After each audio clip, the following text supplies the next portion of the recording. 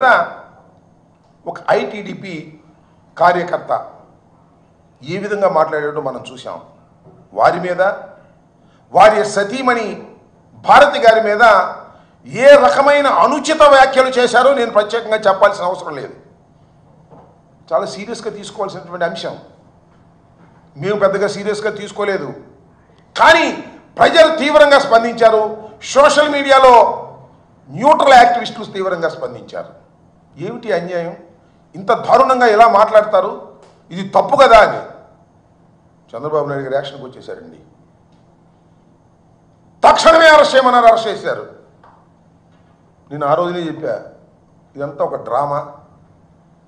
జగన్మోహన్ రెడ్డి గారి సతీమణిని అన్న తర్వాత మేము ఊరుకోము అనేటువంటి ఒక డ్రామాని క్రియేట్ చేసి పాపం అతన్ని అరెస్ట్ చేశారు. చేబోలు కిరణ్ అనే వ్యక్తిని. అతను పెంచిపోసింది ఎవరండి? అతను ఐటీడీపీ కార్యకర్తగా ఎలా వచ్చాడు? ఎందుకు వచ్చాడు? అతనే చెప్పాడే. ఒకసారి ప్లే చేయండి. చంద్రబాబు నాయుడు గారితో ఆయనకున్న పరిచయాన్ని. Is a small man.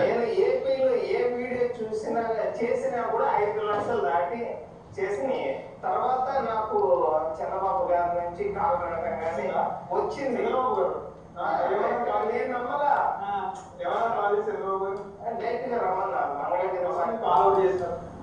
అంటే పార్టీ తరఫున ఉంటారు కదా, వాళ్ళు ఫోన్ చేసి ఇట్లా బాబు గారు రమ్మంటున్నారు అని చెప్తే మేమేదో వీళ్ళు జోక్ చేస్తున్నారు కామెడీ అనుకున్నా, కానీ తర్వాత తెలిసింది. అప్పుడు అధికారంలో ఉన్న 2014 నుంచి కానీ అంతకుముందే ఉన్న ఎమ్మెల్యేలతో కూర్చొని నేను 2 రోజులు మీటింగ్ లో ఇక నువ్వేం చేస్తావంటే, సార్ ఇట్లా నాన్నకి యాక్సిడెంట్ అయితే ఇరిగేషన్ డిపార్ట్మెంట్ లో నేను లస్కర్గా చేశాను సార్, తర్వాత స్వీట్ బిజినెస్ పెట్టుకున్నాను, ఇట్లా పార్టీ కష్టాల్లో ఉంటే ఇక్కడ మిమ్మల్ని తిడుతున్నా కానీ ఏదన్నా కానీ ఇంట్లో మామగారు చెప్తే మాట్లాడు అంటే మాట్లాడాను సార్.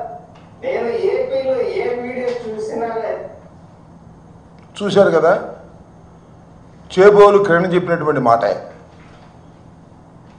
ఆ రోజు జగన్మోహన్ రెడ్డి గారి సతీమణి భార్య గారి మీద మాట్లాడారనే దాని మీద పెద్ద ఎత్తున దుమారం లేచింది, అరెస్ట్ చేశారు. అంతకుముందు ఎంతమంది గురించి మాట్లాడాడు, ఎంతమంది భార్యల గురించి మాట్లాడారు, ఎంత నీచంగా మాట్లాడారు, అవి దృష్టిలోకి రాలేదు. సరే అరెస్ట్ చేశారండి. అరెస్ట్ చేసి ఏం చేశారే? నేను ఇవాళ చెప్తున్నా, మీ అందరికీ తెలుసు, చంద్రబాబు నాయుడు గారు అధికారంలోకి వచ్చిన తర్వాత సోషల్ మీడియా యాక్టివిస్టుల పేరు మీద అరెస్టు చేసిన తర్వాత ఇంత తొందరగా రిలీజ్ అయినటువంటి సోషల్ మీడియా అరెస్టుల్లో ఏది లేదు, ఒక కిరణం తప్ప. 11వ తారీఖు అరెస్ట్ చేశారు, కోర్టులో ప్రొడ్యూస్ చేశారు, 23వ తారీఖు బయటకు వచ్చాడు. ఎలా వచ్చాడు? కోర్టు వారు ఇచ్చారా? కోర్టు వారు ఇచ్చే విధంగా చేశారు. జనరల్గా ఏం చేస్తారు, ఏం చేస్తున్నారు? ఎవరైనా సోషల్ మీడియాలో అరెస్ట్ అయితే ఏదో ఇన్వెస్టిగేషన్కి పోలీస్ కస్టడీ ఇవ్వమని పిటిషన్ పడేస్తున్నారు. పడైన వారు ఎవరి మీద లేదు. సోషల్ మీడియాలోనే కాదు, వైసీపీకి సంబంధించినటువంటి వ్యక్తులు ఎవరు అరెస్ట్ అయినా, మాధవ్ మొన్న అరెస్ట్ అయ్యాడు కదా, అరెస్ట్ చేశారు కదా, ఆయన మీద మళ్ళా పిటిషన్ పెట్టారు, ఏది పోలీస్ కస్టడీకి ఇవ్వమని. పిఎస్ఆర్ ఆంజనేయులు గారు ఆయన్ని పోలీస్ కస్టడీకి ఇవ్వమని పెట్టారు. ఒక్కళ్ళని కాదు, ఇంతవరకు అరెస్ట్ అయిన ప్రతి వారి మీద పిటిషన్ పెట్టి పోలీస్ కస్టడీకి తీసుకుంటున్నారు. కానీ చిత్రం ఏంటో, పాపం ఈ చేబోలు కిరణ్కి పోలీస్ కస్టడీ అవసరం లేదన్నారండి.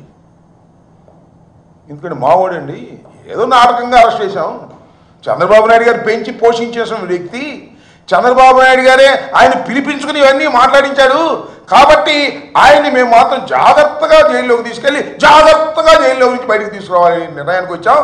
కాబట్టి మేము వారికి పోలీస్ కస్టడీ పిటిషన్ వేయము అన్నారు. వేయలేదు. బీలేలో వచ్చింది, ఛార్జ్షీట్ ఫైల్ చేశారండి. ఇన్వెస్టిగేషన్ కంప్లీట్ అయిపోయింది. వితిన్ 12 daysలో టోటల్ ఇన్వెస్టిగేషన్ ఇస్ కంప్లీటెడ్. ఇంతవరకు చంద్రబాబు నాయుడు గారు వచ్చిన తర్వాత పెట్టినటువంటి కేసుల్లో ఇంతవరకు ఏ కేసులోనూ ఇన్వెస్టిగేషన్ కంప్లీట్ కాల. మంగళగిరి కోర్టులో మాత్రం, మంగళగిరి పోలీసులు మాత్రం ఈ కిరణ్ కేసులో టోటల్గా ఛార్జ్షీట్ పడేశారు. నాకు తెలిసిన సమాచారం, బెంచ్ మీద మ్యాజిస్ట్రేట్ గారు, న్యాయాధిపతి ఏందా ఇంత తొందరగా పడేశారు? ఏ కేసులను పడైంది? 12 రోజుల్లోనే ఎలా పడేశారు మీరు? ఇన్వెస్టిగేషన్ కంప్లీట్ అయిపోయిందని అని ఆయన ప్రశ్నించినటువంటి సందర్భం కూడా ఉంది పోలీసుల్ని. నేను ఎందుకు చెప్తున్నానంటే, చంద్రబాబు నాయుడు గారు నేను హీరోని, ఎవరైనా సరే నేను అరెస్ట్ చేసేస్తాను అని మాటల్లో చెబుతున్నాడు తప్ప విలన్గా బిహేవ్ చేస్తున్నాడు అనడానికి ఇంతకన్నా పచ్చి ఉదాహరణ ఏమైనా కావాలా అని నేను అడుగుతా ఉన్నా. చేబోలు కిరణ్ అరెస్ట్ చేసినట్టు ఉంది, రిలీజ్ అయినట్టు ఉంది. చేబోలు కిరణ్ అరెస్ట్ చేసిన తర్వాత ఐటీడీపీలోనే చాలామంది క్రిటిసైజ్ చేశారు. ఏమండి చంద్రబాబు నాయుడు గారు, మీరే తిట్టమంటారు, మేము తిట్టామనుకో మళ్ళీ మీరే లోపల వేస్తున్నారు అని అంటే, లోపల వేసడం కాదు అంత ఉత్తుకి మళ్ళా విడుదల చేశాం కదా, మళ్ళీ మీ పని మీరు చేసుకోండి అనేటువంటి కాన్ఫిడెన్స్ ఇవ్వడానికి నారా చంద్రబాబు లాంటి విలన్ క్యారెక్టర్ వాళ్ళ ప్రయత్నం చేస్తున్నా లేదో ఆలోచించండి అయ్యా. నేను చెప్పేది అబద్ధం అని అనుకోకండి. ఏదో అంబటి రాంబాబు గారు చెబుతున్నాడు, జగన్మోహన్ రెడ్డి గారి తరపున చెబుతున్నాడు కాదు. చంద్రబాబు నాయుడు గారు ఈ రకమైనటువంటి అనేక కార్యక్రమాలు, నీచమైనటువంటి కార్యక్రమాలు చేస్తున్నటువంటి వ్యక్తి. ఇలాంటి చేబ్రోలు కిరణ్ అరెస్ట్ చేసావే, ఎంతమంది ఉన్నారండి సోషల్ మీడియాలో మీరు పెంచి పోషించిన వాళ్ళని? నిజంగా మీరు అరెస్ట్ చేయదలుచుకుంటే కొన్ని వందల మంది వాళ్ళ సోషల్ మీడియాలో ఐటీడీపీ పేరుతో ప్రచారం చేస్తున్నారు. ఏంటండి ఇగో చూడండి, నా దగ్గర ఉన్న లిస్టు నేను చూపిస్తా. భయంకరంగా మొత్తం ఎంతమంది ఉన్నారంటే ఈ ఐడీలు 71 ఐడీలు. నేను మర్చిపోయి చెబుతా. సిబిఎన్ ఫర్ పీపుల్ అంట, we support TDP, TDP activist, Nara Lokesh official, ఇంకా ఏంటో ఇంకా చాలా ఇవన్నీ చదవాలంటే చాలా టైం పడింది. TDP youth 9, trace out media Telugu, TDP students, team CBN. ఇవన్నీ చదువుతుంటే నాకు ఈ లిక్కర్ బ్రాండ్లు గుర్తొస్తాయి.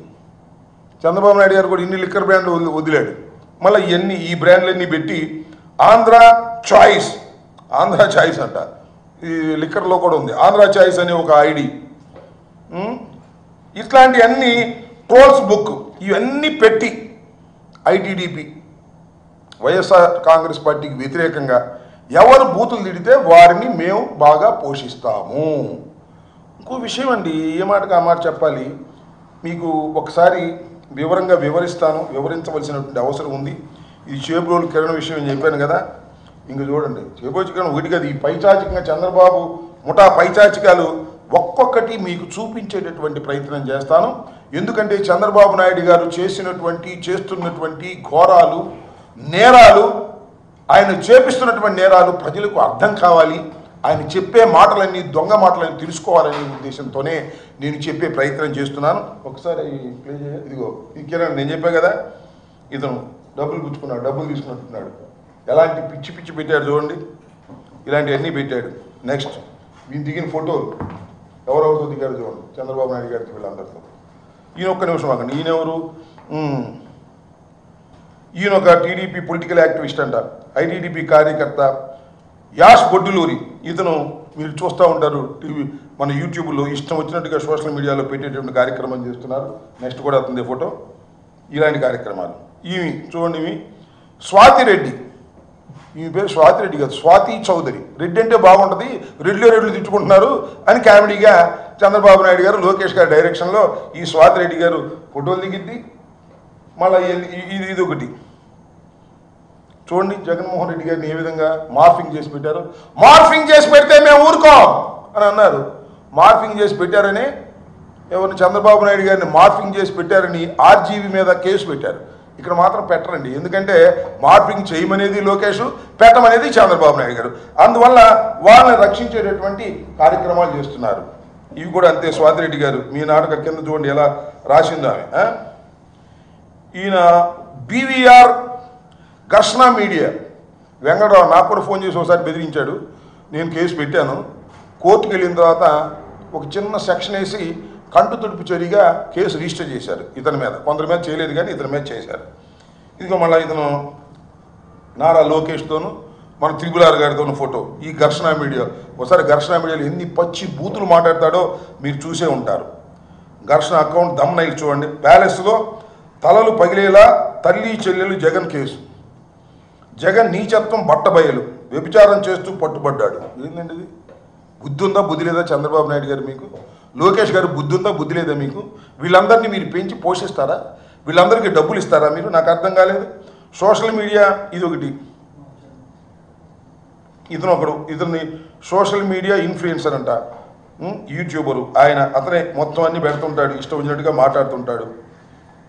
ఇంకో నెక్స్ట్ చూడండి, ఈయన చాలా ముఖ్యుడు, మీకు తెలుసు కదా, మొత్తం తెలుగుదేశం పార్టీని మోస్తుందే ఇతను. ఇవాళ పద్యానికి సమాధానం ఇతనే చెప్తాడు, చంద్రబాబు చెప్పడు. మేము అనేక ప్రశ్నలు అడుగుతుంటాం, పోలవరం ఎత్తు తగ్గించాడు ఏంటంటే ఈయనే సమాధానం చెబుతాడు. లోకేష్ చెప్పడు, ఇరిగేషన్ మంత్రి చెప్పడు. ఈయన పేరు సీమరాజా అంట. మరి ఏం సీమరాజానో ఏంటో మరి నాకు అర్థం కాల. వైఎస్ఆర్సీపీ కండువా వేసుకుంటాడు.